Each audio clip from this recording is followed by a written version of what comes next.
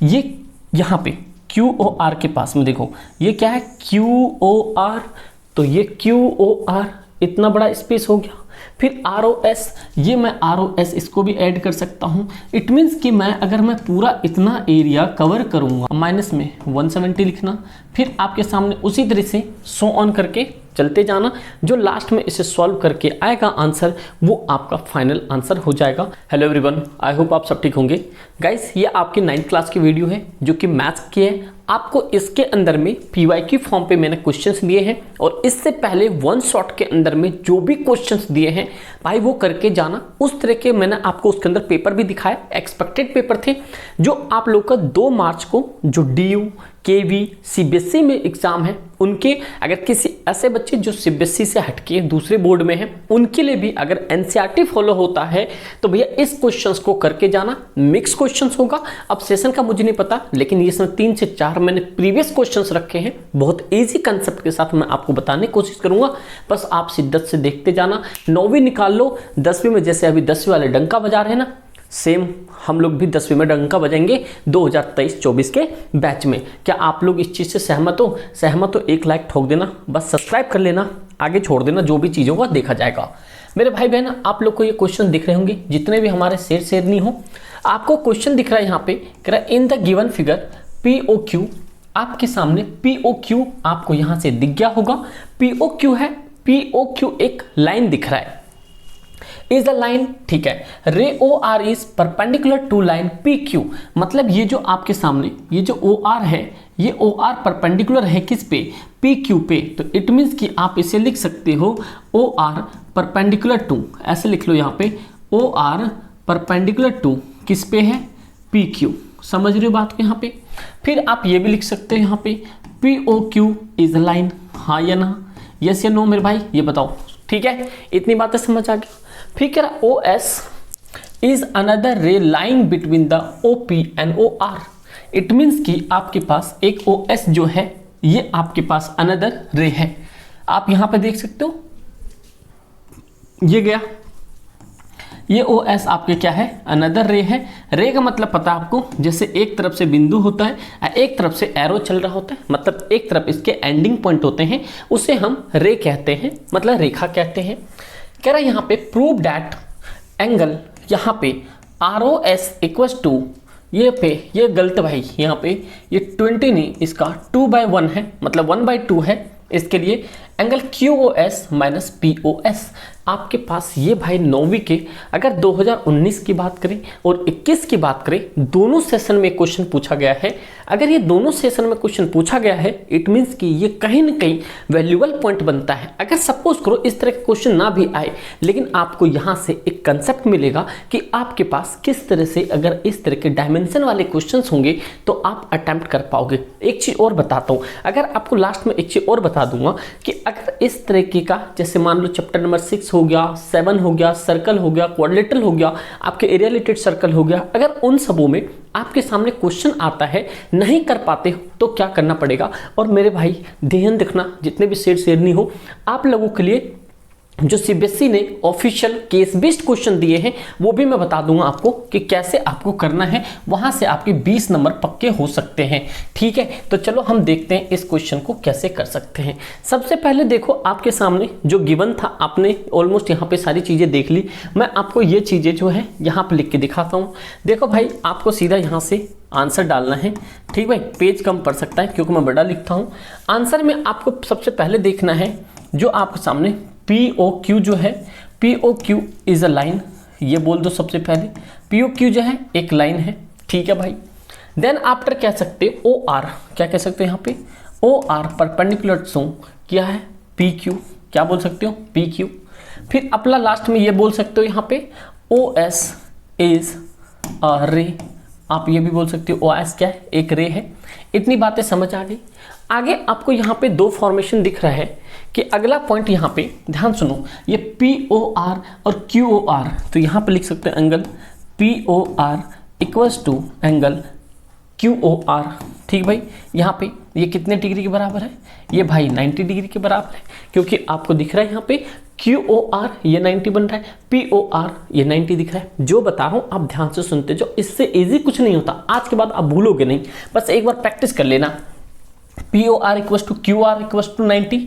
अब एक चीज देखो यहाँ पे, जो आपके सामने POR है, तो आप ये POR को क्या यहाँ पे लिख सकते हो, एंगल POS प्लस में एंगल SO या ROS, क्या लिख सकते हो यहाँ पे ROS, ठीक है बच्चे, इक्वल टू में एंगल QOR, ये लिख सकते हो क्या? क्या आप ये लिख सकते हो? हाँ भाई आप लिख सकते हो, क्योंकि देखो ये जो आपने इतना जो है, ये जो पॉइंट आपने बनाया है, ये एंगल ROS के पास, ये जो ROS POS जो बनाया है, ये इक्वल टू आपके कितना है, ये इक्वल है आपके POR, क्या है ये POR के बराबर है। बोलो क्यों POR के बराबर है? एक चीज देखो, जो आपके सामने ये जो एंगल है, अगर सपोज करो भाई ये जो एंगल आपके सामने P है, यहाँ पे P है, ध्यान से सुनते जाओ पेशेंस से, ये R है, ये O है, इस बीच में एक आपके पास में एरो गया S। इट मीन्स कि अगर मैं ये वाला एरिया की बात करूँ तो एंगल क्या हो गया POS प्लस में, अगर मैं इस वाले एरिया की बात करूँ तो ROS, क्या हो गया ये ROS इक्वल्स टू किसके बराबर हो गया, कंप्लीट, ये कंप्लीट कितना ROP, तो क्या हो गया एंगल ROP। तो इसीलिए हम इसको इस तरीके का लिख सकते हैं, इसीलिए मैंने यहाँ पे POS और ROS लिखा है और इक्वल्स टू QOR। अगला हमें कितना QOS अभी आगे सेट करना है, लेकिन हमने अभी तो QOR लिख दिया। समझ आ गया भाई, इतनी बातें समझ आ गया? क्या मैं बताना चाह रहा हूँ भाई, देखो पेज छोटा पड़ सकता है इसलिए रीच करना पड़ेगा, इसको ध्यान से सुनते जाओ। ये पॉइंट हो गया, जब आपके सामने ये पॉइंट हो जाता है तो आप क्या लिखोगे, यहाँ पे एक हेडिंग दे दो। क्या दो आप यहाँ से, क्वेश्चन का मेन पॉइंट शुरू हो गया है कि आपको एक ना इंडिविजुअल समझना है कि इमेजिनरी लाइन आपको एक यहाँ पे ROS ऐड करना है। क्या करना है? ROS क्या करना है? ऐड करना है। इट मीन्स कि जितना बड़ा ये स्पेस है, इट मीन्स जितना एंगल ये है उतना ही एंगल मैंने इसको माना। इट मीन्स कि ROS ये हो गया, यहीं से RO मतलब कि RO यहाँ पे ROS यहाँ पे S आएगा, तो ROS क्या कर लिया आपने यहाँ पे ऐड कर लिया।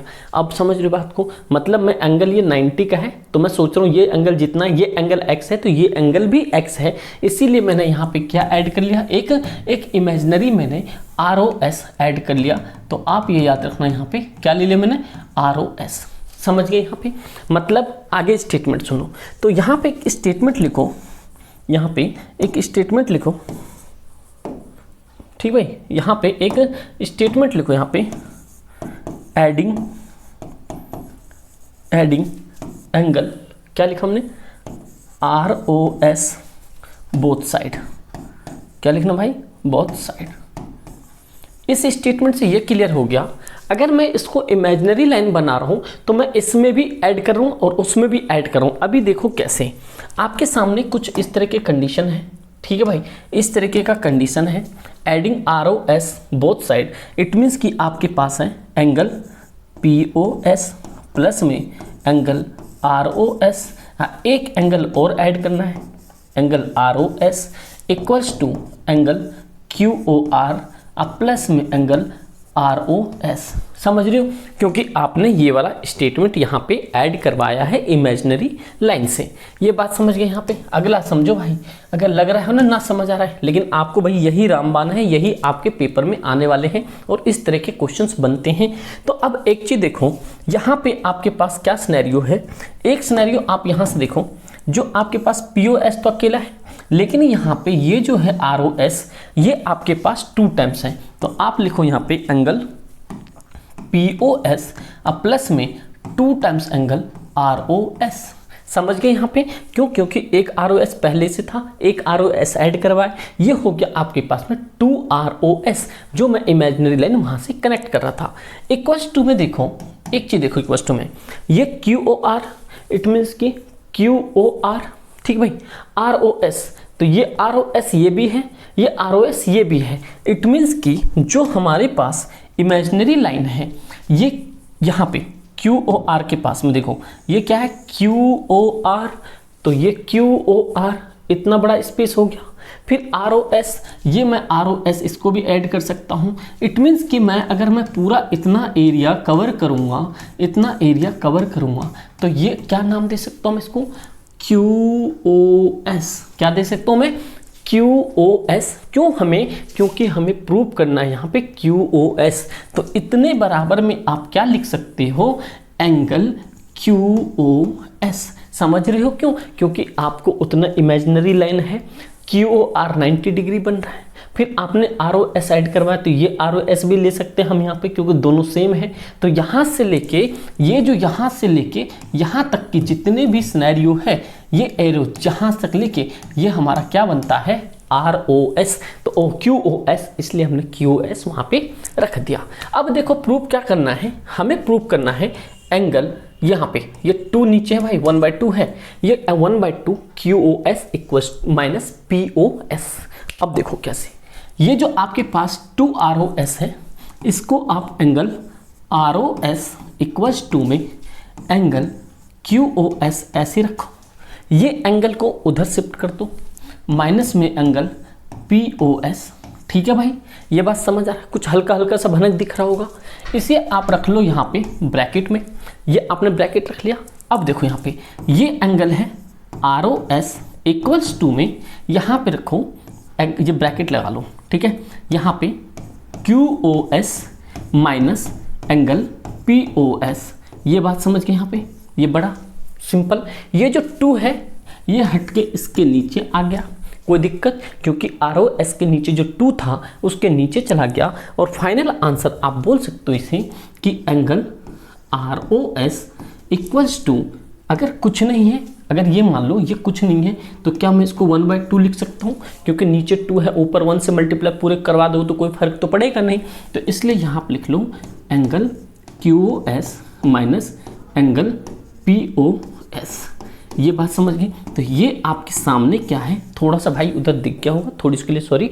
आप देखो ये आपके सामने प्रूफ हो गया है। तो आप इसको ऐसे सामने सामने देख सकते हो कि भैया ये जो है आपके सामने angle ROS equals to 1.5 of angle QoS minus क्या है, एंगल POS। ये आपका हो गया हैंस प्रूफ, जो आपके सामने यहाँ पे दिख रहा है कि भैया ये कह रहा था कि मेरे को यहाँ पे प्रूफ करने का है QoS माइनस POS 1.5। तो ये एक इजी तरीका था। मैं एक बार फिर रिमाइंड कर देता हूँ आपको, जो भी सिनेरियो था वो आपने गिवन सारी चीज़ें लिख दी। आपने देखा कि इसको आप किसके बराबर लिख सकते हो, 90 के बराबर लिख सकते हो। फिर इसमें एडिंग कर दिया, सेम इमेजिनरी लाइन एडिंग कर दिया। यहाँ पे 2 ROS हो गया, यहाँ 2 ROS हो गया। फिर हमने यहाँ तक का एरिया कवर कर लिया, तो वो QoS हो गया, क्योंकि हमें QoS चाहिए था। ये ROS एज इट इज रहने दिया, QoS ये POS को उधर ले गए, यहाँ पे ROS एज इट इज रह गया, QoS वैसे ही, और ये 2 को नीचे ला के रख दिया। ये हमारा मामला पूरा सेट है। तो यहाँ से ये वाला क्वेश्चन आपको समझ आ गया। तो आप लोग भैया कोई दिक्कत परेशानी हो तो जरूर बता देना, ठीक है। और ग्रुप से ऐड जरूर हो जाना। अगर आपको इसकी PDF चाहिए तो प्ले स्टोर से SS पाठशाला की ऐप डाउनलोड कर लेना, वहाँ पे PDF सेक्शन में ये सारी चीज़ें मिल जाएंगी। और 10th के सारे मटेरियल आपको वहाँ पे मिल जाएंगी। 10th में भाई 90+ की गारंटी है, बट डंका बजेगा। जैसे आपने इंग्लिश का पेपर कल हुआ है, जितना करवाया भाई इतना लास्ट 10 ईयर का इतना एक्सपीरियंस है, जो छाप दिया वो उधर छपेगा। हाँ एग्जैक्ट नहीं, बट मटेरियल पूरा छपेगा, ठीक भाई। ये सारी चीज़ें। अब नेक्स्ट क्वेश्चन देखते हैं हमारे लिए। नेक्स्ट क्वेश्चन क्या है, और नेक्स्ट क्वेश्चन भी भैया बहुत अच्छा सा क्वेश्चन है। तो भैया नेक्स्ट क्वेश्चन को थोड़ा ध्यान से देखना पड़ेगा कि नेक्स्ट क्वेश्चन में क्या कह रहा है। ये आपके हैं नेक्स्ट क्वेश्चन, और ये भी आपके लिए इंपॉर्टेंट क्वेश्चन है। ये भी भाई आपके पेपर में कहीं ना कहीं ये आया हुआ क्वेश्चन है, तो इसीलिए मैंने ये प्रीवियस से ही क्वेश्चन उठाए हैं। बहुत इजी क्वेश्चन है, आप लोग को पता चल गया होगा। चैप्टर नंबर 12 का क्वेश्चन है। इसमें कह रहा है यहाँ पे side of a triangle in the ratio 12:17:25 and its perimeter is 540, find its area. It means कि आपको चैप्टर नंबर 12 एरिया की जो हमारे पास हीरोज फॉर्मूला है वो लगाना पड़ेगा। तो इसमें बहुत इजी है, जब आपके सामने रेशियो को दिया है तो ऐसा करो, ये जो आपके सामने यहाँ पे लिख लो आंसर, ठीक है भाई। क्या है आपके सामने, ये 12x ए साइड मान लेते हैं, ये यहाँ पे लिख लेते हैं, ट्रायंगल है तो 3 साइड होगा। ए आपके सामने 12x है, ठीक भाई। बी जो है आपके सामने कितना है, 17x है। सी जो है आपके सामने 25x है, ठीक है। इन सबों का एरिया पेरीमीटर जो है दे रखा है 540। तो आप यहाँ पर लिख लो, यहाँ पे 12x प्लस में 17x प्लस में कितना हो जाएगा 25x बराबर में 540। ठीक भाई, ये बातें क्लियर हो गई, ठीक है। इन सबों को ऐड कर लो, ऐड करो तो कितना हो जाएगा 5 और 7 हो गया 25 और हो गया 7, 12 और 2 हो गया 14, 1 हो गया 1 और 2 3 और 2 हो गया 5, मतलब 54 इक्वल्स टू में ये 40। ये x ले लो, यहाँ से 540 अपॉन में 54 कट गया तो x की वैल्यू आ गया आपके सामने 10। तो कितना आ गया भाई 10 आ गया। अब आपको साइड चाहिए तो आप जानते हो साइड क्या है, यहाँ से लिख लो साइड। साइड है आपके सामने 12 × 10 तो निकल के आ गया 120। ये ए साइड है आपके सामने, ए है, ये बी है। बी कितना है आपके पास में 17 × 10 तो ये हो गया आपके सामने 170। और सी है कितना आपके सामने 25। ये 25 × 10 इक्वल्स टू हो गया आपके पास में 250। ये 50 भाई थोड़ी राइटिंग के लिए सॉरी 250। इट मीन्स कि अब आपको साइड जो है ये आपके पास यहाँ पे सारी चीज़ें पता चल गई। जो ट्रायंगल है वो आपके पास 120 एक साइड है। ये जो बी है, बी आपके पास जो एक ट्रायंगल है ये 170 है, ठीक भाई। ये जो ट्रायंगल है इसके पास ये आपके पास 250 साइड है। तो क्या आप लोग कमेंट करके बता सकते हो जो ये तीनों साइड डिफरेंट है ये किस तरीके के ट्रायंगल बनेंगे? आप लोग सारे बच्चे कमेंट जरूर करना ये किस तरह के ट्रायंगल बनेंगे, सही है। अब इसका निकालो सेमी पेरीमीटर। क्या निकालोगे यहाँ पे, ये निकालोगे आप सेमी पेरीमीटर, ठीक भाई। इसे हम किससे डिनोट करते हैं, इसे एस से डिनोट करते हैं। इट मीन्स कि आपको sum of all triangle all side divided by 2, मतलब a plus b plus c divide by 2। समझ रहे हो बात को यहाँ पे? तो ये सेमी पेरीमीटर निकलता है। अब मैं एस लिखता हूँ सीधा सेमी पेरीमीटर।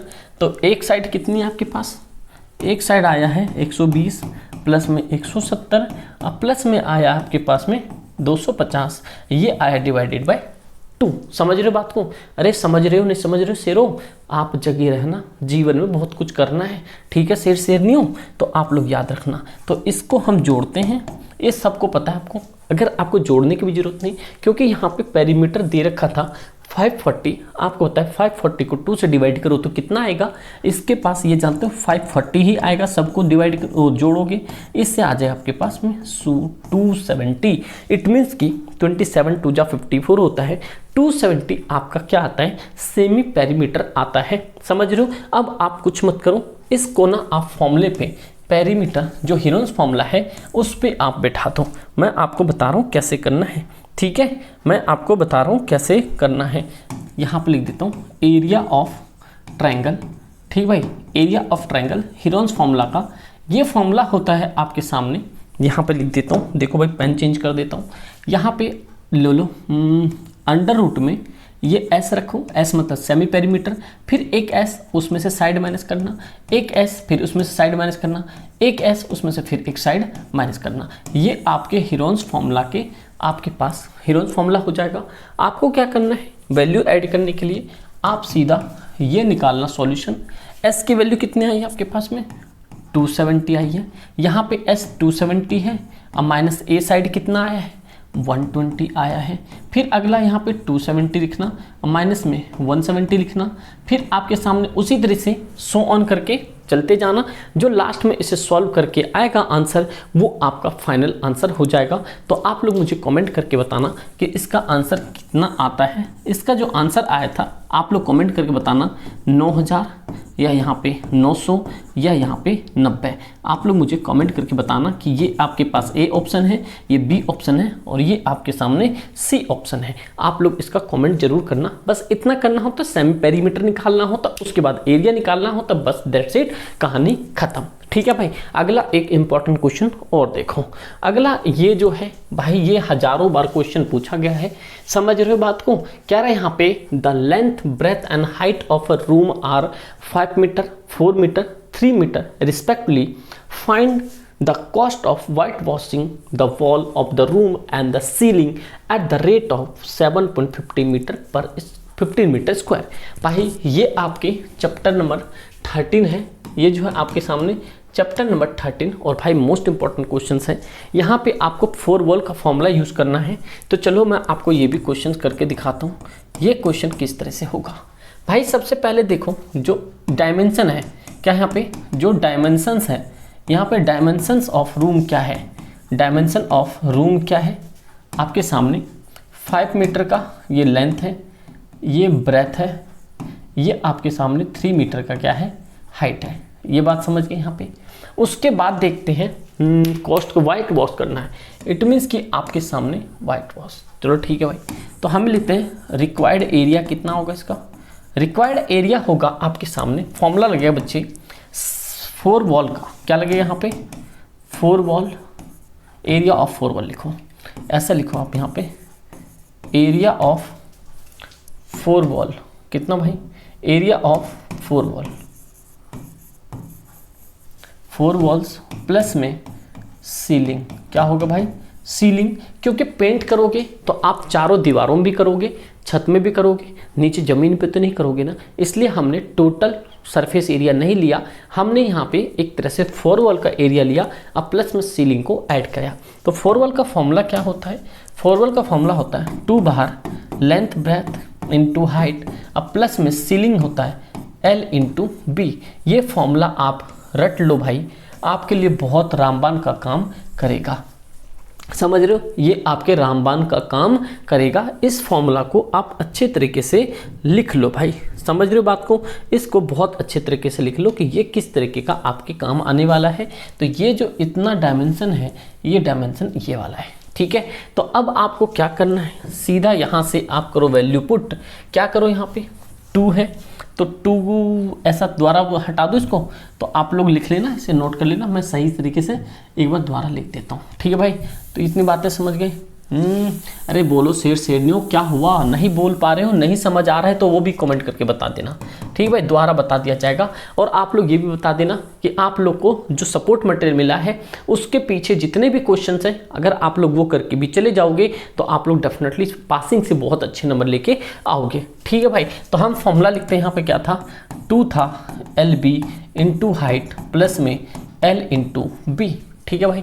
तो हम यहाँ से रखते हैं 2 तो ऐसे रहने दो, L की वैल्यू कितना आपके पास 5 है, जब ये सीक्वेंस में दिया होता है तो ये हमेशा L होता है, LBH, ठीक है, सीक्वेंस में होता है तो LBH होता है हमेशा, लंब, हाँ लंब आधार हट हाइट कहता हूँ ऊंचाई, मतलब लेंथ ब्रेथ और हाइट। 5 प्लस में ब्रेथ कितना है 4, ठीक है भाई, हाइट कितनी है आपके पास में 3 और लेंथ कितनी है आपके पास में 5, अब ब्रेथ कितनी है 4, मल्टीप्लाई करते हैं, ये है 2 5 4 हो गया 9 इंटू 3 अब प्लस में 20, तो ये है 9 3 जा 27 और 2 हो गया 54 अब प्लस में 2, तो ये हो गया 74 मीटर।